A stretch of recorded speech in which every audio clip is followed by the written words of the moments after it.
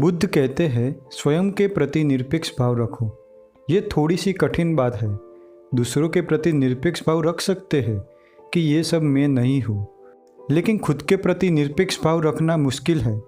विज्ञान तो बहिर्मुखी है, लेकिन बुद्ध का विज्ञान अंतर्मुखी है।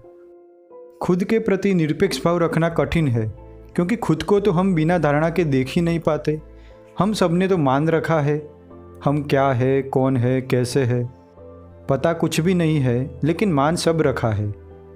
इसीलिए रोज़ दुख उठाते हैं, क्योंकि कोई हमें कुछ कह देता है, बुरा भला बोल देता है तो हमें बुरा लग जाता है, क्योंकि हमने तो मान रखा था कि लोग हमारे बारे में अच्छी बातें करेंगे। हमने तो खुद की ही प्रतिमाएं बनाए रखी है कि हम कैसे हैं।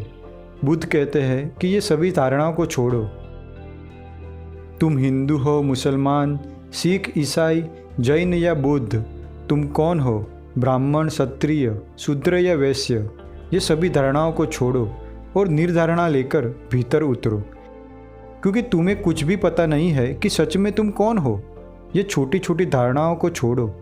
ये छोटी छोटी धारणाओं को लेकर अनंत को कैसे अपने अंदर उतार पाओगे। हमने आँख ही इतनी छोटी बना ली है, अब अनंत को कैसे देख सकोगे। जब तुम ध्यान में उतरते हो, अपनी धारणाओं में फंस जाते हो। बुद्ध ने कहा, भीतर भी ऐसे जाओ जैसे तुम्हें कुछ भी पता नहीं है, शांत और मौन। अपने अज्ञान को धारण किए हुए भीतर जाओ, तब वही दिखाई पड़ेगा जो है, और जो दिखाई देगा वही आंखें खोल देगा। ये रजनीश ओशो की कहानी है। वो एक घर में मेहमान थे। सीढ़ियों पर बैठकर दो बच्चे झगड़ा कर रहे थे, तो उन्होंने जाकर पूछा, बात क्या है, अभी तो बड़े प्यार से खेल रहे थे। एक बच्चे ने कहा, इसने मेरी कार ले ली। ओशो ने पूछा, कौन सी कार? कार तो कोई है ही नहीं यहाँ। तो उसने कहा, आप समझे नहीं, आपको खेल का पता ही नहीं है, मुझे खेल समझाओ।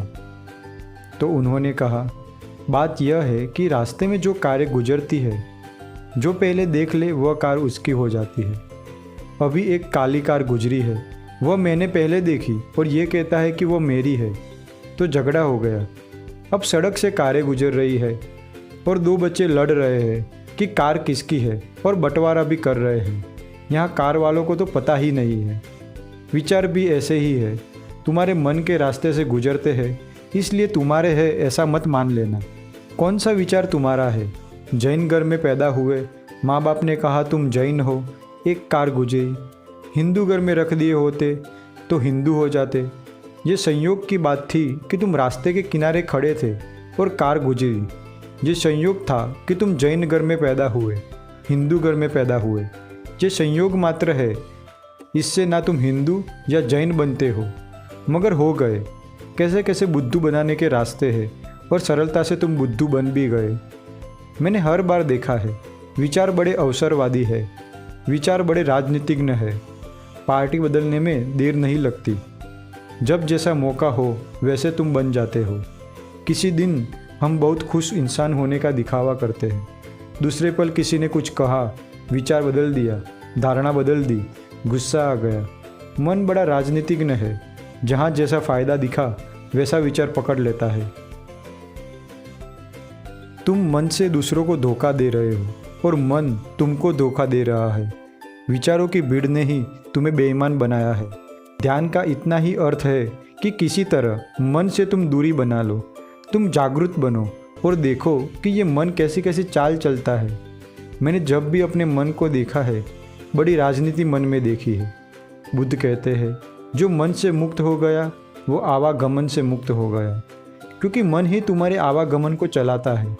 मन चलता है और तुम्हें चलाता है। मन का चलना रुक जाएगा तो तुम्हारा चलना भी रुक जाएगा। This is Buddha, the way of living. Thanks for watching and see you in next video.